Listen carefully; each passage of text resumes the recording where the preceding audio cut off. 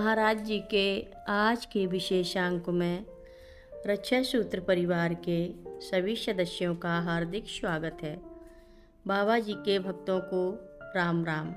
बाबा जी के प्रथम दर्शन के बाद श्री माँ को बहुत उल्टी सीधी बातें सुनने को मिलने लगी। यह बात लगभग 1949-50 के आसपास की है। तब माँ के मन में प्रश्न उठने लगे, आप कौन हैं? आपका मूल सत्य स्वरूप क्या है? इन प्रश्नों का जवाब महाराज जी ने एक दिन श्री माँ को सपने में दर्शन देकर दिया। महाराज जी बोले, तूने गीता के 7वें अध्याय का 7वां श्लोक पढ़ा है? मैं वही हूँ। मेरे सिवा किंचित मात्र भी दूसरी वस्तु नहीं है।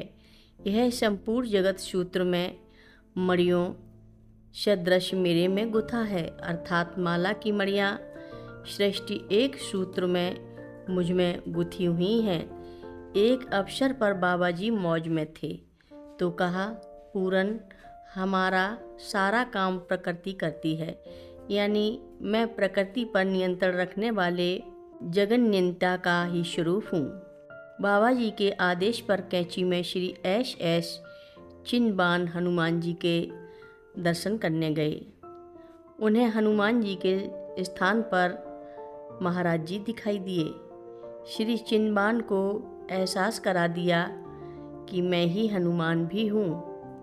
बद्रीनाथ धाम की धर्मशाला में श्रीमती मुन्नी शाह को बाबा जी ने पुनः भेज दिया बद्री दर्शन को, परंतु उन्हें बद्री भगवान के स्थान पर अब बाबा जी ही सशरीर में बैठे दिखाई दिए। वे अश्रुपूर्ण नेत्रों से बड़ी देर तक यह दृश्य देखती रहीं। इसके बाद बाबा जी ने उनके ससुर श्री हीरालाल जी को भी पुनः दर्शन देकर आने की आज्ञा दी। हीरालाल ने भी वही दृश्य देखा, बद्रीनाथ की जगह बाबा जी। दोनों सजल आँखों से बाबा जी के पास चले आए।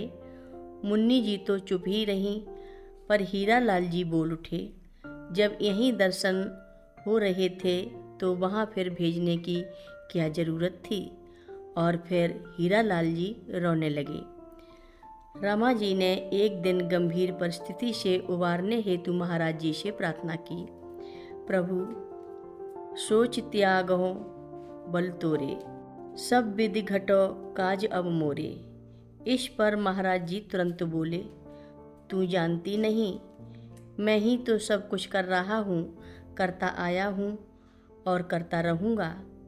और एक बार उनसे कह बैठे, अभी कहाँ जा रहा हूँ मैं, राम काज कीने बिन मोह कहाँ विश्राम। इस कथन पर रमा जी को विस्मित होते देख अपना मुंह कंबल में छुपा लिया। अंततः रमा जी की गोद में बैठकर बाबा जी ने उन्हें अपने बाल रूप के बारे में सारा कुछ बता दिया। मशक समान रूप कपिधरी, लंक है चले सुमिर नरहरि। मशक समान रूप धर कर बाबा कई जगह चारों तरफ बंद कमरे से निकल गए थे। ये प्रसंग इसी पुस्तक में दिया गया है। हेमचंद जोशी के साथ बाबा जी एक रिक्शे पर बैठ गए। एक तरफ बाबा जी, उनके बगल में हेमदा। रिक्शा कुछ दूर पहुंचा तो हेमदा ने बाबा जी की ओर नज़रें घुमाईं। उसी क्षण बाबा जी ने हेमदा की ओर घूमकर देखा। हेमदा देख रहे हैं कि बाबा जी की दाढ़ी गायब, एक तेज पुंज लिए चेहरा, रत्नारे बड़े बड़े कमल नयन, श्याम सुंदर की चंचल चितवन लिए सांवरी छवि, स्वर्णाभूषणों से कटी प्रदेश तक अलंकृत कुछ क्षण तक विस्मित से हेमदा देखते रहे। फिर वही दाढ़ी मूछ वाला मुंह हेमदा किंग कर्तव्य विमूढ़ हो गए थे। बाबा की बातें उनकी समझ में नहीं आ रही थीं। बाबा जी बीच बीच में बोलते नहीं, सुनते नहीं, कहते, लेकिन उनका भी कोई उत्तर बाबा जी देते नहीं। उनकी आंखों के आगे बहुत देर तक महाराज जी की वह कटी प्रदेश तक अलंकृत अनुपम मनोहारी छवि घूमती रही। लटूरी बाबा के आश्रम से अदृश्य कर महाराज जी पूरंदा को जंगल में एक नहर के किनारे ले जाकर वहां पैरापेट पर लेट गए। बैठे बैठे ब्रह्मा बेला हो आई। नहर में बहुत थोड़ा पानी था, गंदा सा। महाराज जी ने पूरनदा से कहा, पूरन, सरयू में स्नान कर लो। पूरनदा ने नहर के गंदे पानी में डुबकी लगाकर कमीज से बदन पोंछ लिया, परंतु मन ही मन सोचते रहे, यह कैसी सरयू है। स्नान के बाद महाराज जी को दंडवत प्रणाम करने लगा तो बोले, पूरन, सरयू स्नान कर तुम निर्मल हो गए हो। और फिर गा उठे, तहें अवध जह राम निवासु। महाराज जी से संकेत पाकर कि जहाँ राम वहीं अवध और वहीं सरयू भी। पूरनदा गदगद हो गए। पुनः महाराज जी को दंडवत प्रणाम किया। कुमारी रजनी जोशी महाराज जी की लीलाएं देखकर पूछ बैठी, महाराज जी आप कौन हैं? उत्तर में महाराज जी सिर्फ मुस्कुराकर रह जाते थे। एक दिन सुबह जब रजनी ने फिर वही प्रश्न किया तो महाराज जी उन्हें साथ लेकर एक दो घरों में होते हुए श्री शिवदत्त मंटन जी के घर गए और सीधे पूजाघर में घुस गए। वहाँ रजनी ने देखा कि मंटन जी की पत्नी महाराज जी की फोटो के सामने वीरासन में बैठे अविरल आंसू बहाते रामायण का राम शबरी प्रसंग पढ़ रही हैं। वेशभूषा भी शबरी की तरह ही थी। पर्वतीय प्रथा के अनुसार केवल एक पुरानी धोती पहने वे रसोई घर से भोग प्रसाद लेकर सीधे वहां आकर पाठ करने लगी थीं। बाल बिखरे और रूखे थे।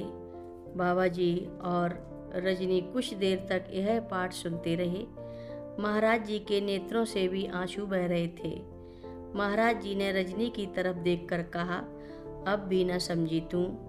उनकी बात सुनते ही श्रीमती मंटन का ध्यान भंग हुआ और वह पलटकर बाबा जी के चरणों से लिपट गईं, शबरी की तरह। हर रोज महाराज जी की कथाएं सुनने के लिए सभी भक्तों का धन्यवाद। सभी भक्त रक्षा सूत्र चैनल को सब्सक्राइब करें, शेयर करें और लाइक करें। घंटी बजाना ना भूलें। कमेंट बॉक्स में लिख भेजें, जय नीव करोरी बाबा जी महाराज। सभी भक्त मिलकर बोलो, नीव करोरी बाबा जी महाराज की जय जय बोलो। सिद्धि माता की जय जय बोलो। जय श्री राम बोलो।